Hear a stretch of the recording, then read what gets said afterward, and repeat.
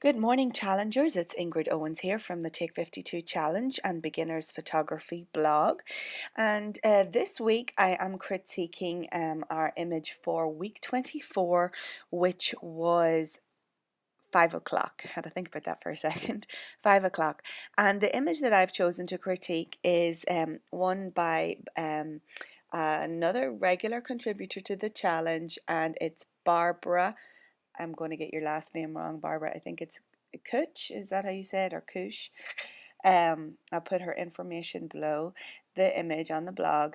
But she has this beautiful image, and it's a silhouetted image of this mockingbird mama feeding her little chicks.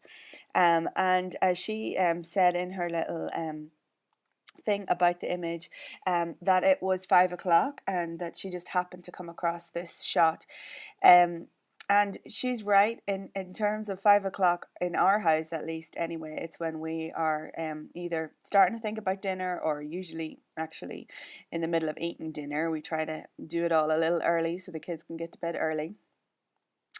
And so this picture really resonated with me because, I'm a mommy and I seem to spend my life feeding children. And you can see that their little mouths are wide open here. So what this image is what could be termed a silhouette image. So it's a backlit image. The light is there behind our main subject, and she just really managed to capture the bird absolutely perfectly. And in fact, it looks a little black and white because of the silhouette, but what really adds to this is that we see the little baby bird's mouth in a very stark contrast to the to the black and white colors in the shot, the black and white tones to the shot.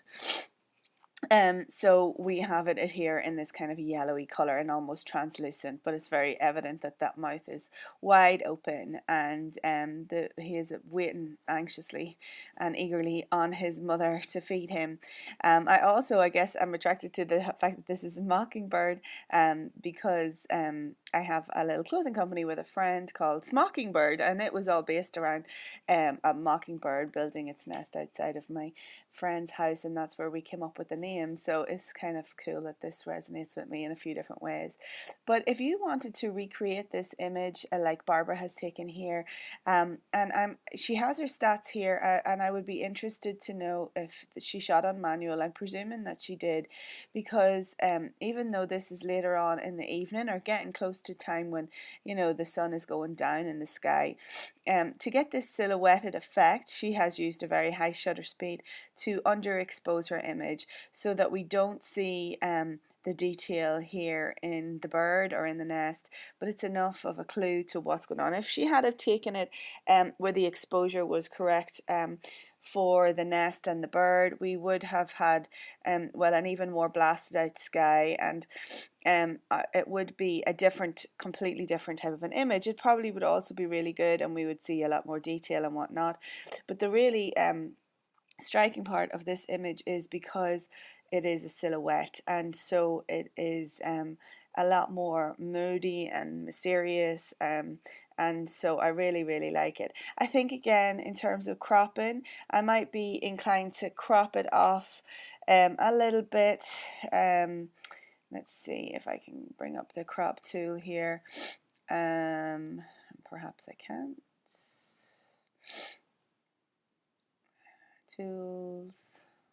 For some reason it's not let me do it. So anyway, I won't.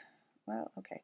So okay, there we go. So I might have been inclined just to get rid of a little bit of the black in that bottom right hand corner, just because there is quite a lot of it, and maybe doing something a little bit more like that. Don't forget, we're not confined to the way that the image comes out of the camera. We can play around. You can have different shapes and stuff like that.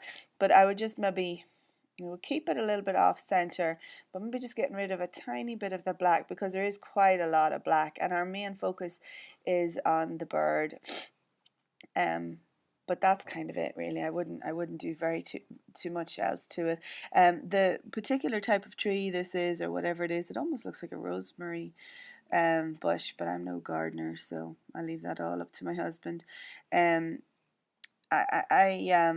it really provides a nice background, because it's just enough to let a little bit of light through that you see it's a tree. If it was all black in the background, of course it wouldn't be as interesting of a shot. So there's lots of nice textures and everything else that's going on here, but it really just was a stunning shot. And it was just perfectly timed, of course, with the mama bird just ready to drop into the chick's mouth. And I think I can't tell, there's at least 2 little chickies in there. So very interesting shot, and a silhouette is something that can be easily done, remember, just by underexposing your image. Don't try and meter for your subject here, either meter for the background or deliberately underexpose, and you can do that using the exposure compensation button. Now, if you're not sure where that is, I do have a video on my blog, which I'll actually link on this post below, so you can see how to do that on your particular camera. All right, well, that's it for this week. Thank you again, Barbara, for contributing and allowing us to look at your picture together.